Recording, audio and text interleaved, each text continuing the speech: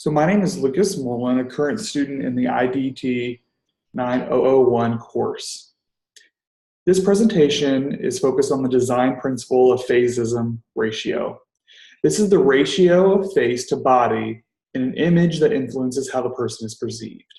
It's really important when we think about these different design principles, especially when we're in this field, but also when we're creating a new course, or we're creating a new training, or we're trying to be effective in different ways. And so it's what I really enjoyed through this course and looking at this one is not only how this specific face-ism ratio is important, but also how it connects to other ones as well.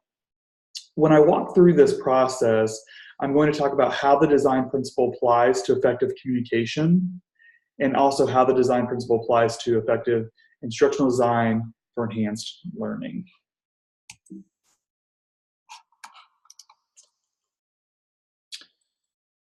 So one big thing that's really important is calculating face-ism.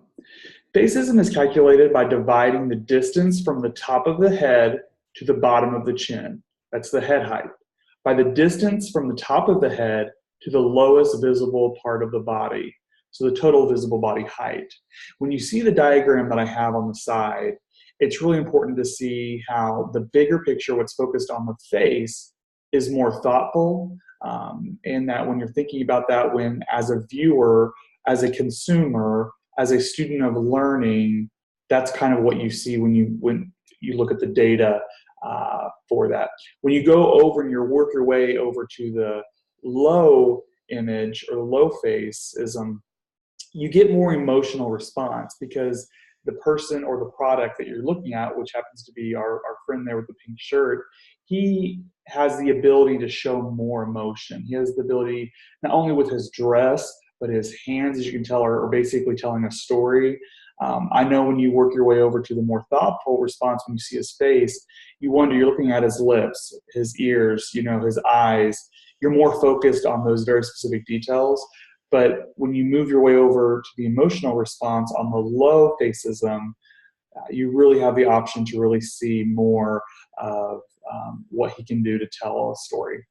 And I do include, when you look at when you go back to the first slide, but then also throughout this process, when you see like the ratio here, the face-ism right there, you can click that and it'll take you to the link where all these different things were found as well. There's a lot of perceptions with face-ism, which I think is really interesting when I was looking through the different researches out there. It doesn't matter what gender is reviewing the information. So whatever the consumer's gender is, whether it's the consumer is someone who is looking for a new product, or a student who's learning, there's some systematic issues that I struggle with, but are a reality, not only here in our country, but across the globe, which I think is when you're focusing on instructional design and these different design principles, you have to think about all the different cultures out there. And regardless of the gender, the more high face-ism you have, so over here with our male that has more of the larger face, and you're able to really focus on that, they tend to be considered more ambitious, dominant, and intelligent than those with the lower face, the less face showing image, and that's our female. And I didn't really mean it to be gender, but even that's a part of it as well. Males tend to be in this role and have more of the high image, the high face-ism, whereas females have the low image, the low face-ism process. And that's not only here in the country, but also across the world. Women's rights and everything is still a struggle. And so when you see different things in the media or in magazines, this is kind of how you typically see it. And you're able to see more of the emotional piece versus the more of the just the face and everything with that.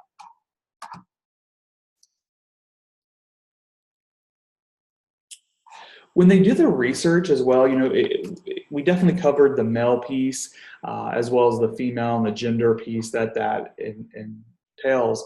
But researchers found that men tend to be represented more in the high facism. And I really pulled these two pieces because if you look at President Obama and Oprah Winfrey, those are two people that are really easy to find. Whether you agree with their politics or whatever that may be, that really doesn't play a role in this specifically. It really is, okay, we have a male who we're looking at his face, you see his eyes, he's determined, and you start focusing on those very specific traits. Whereas Oprah, you focus on her, it really, it's more low facism, which means, clearly the ratio is a lot lower.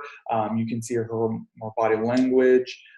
You can see her clothing, the color that she's wearing, her body shape, how big or little she is, how her hair is. You start thinking about all those details on the female side.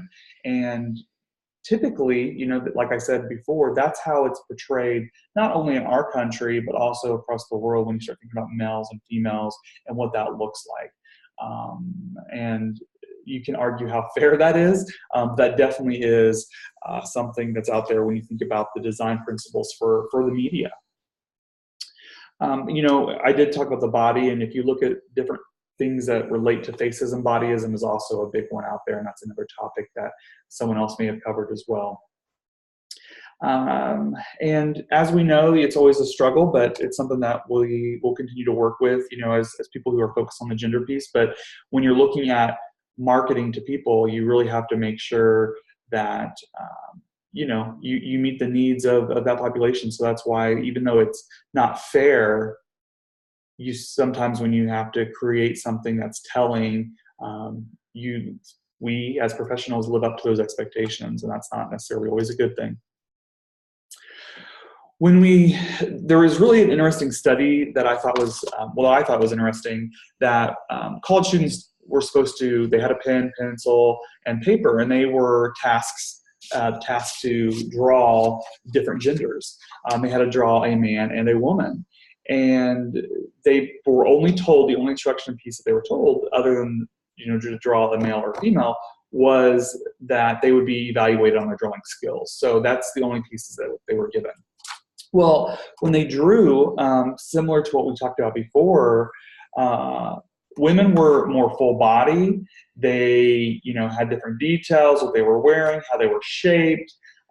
And then when it came down to drawing the males, it was more focused on their face, the details around their eyes and ears, and what you typically see in regards to everything we've already covered in the face.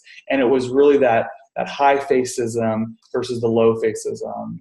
And it didn't matter if you were male or female drawing it, that was the theme that was seen, which I thought was really interesting, which just goes to play a role into how we consider people and genders in the media, and how important the face and those different options are.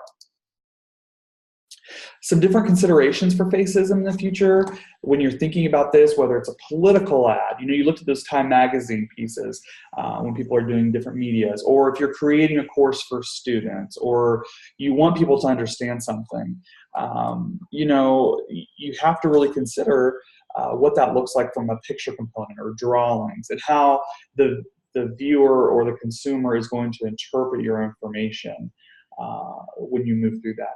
And also understand that gender does not play a role in interpretation. So whether or not you are looking to create something for males or females, it doesn't matter, because they all see it the same way, which is, I don't necessarily, once again, agree with that, but that's where the statistics and research take us. And with that, that's our works cited, and thank you very much.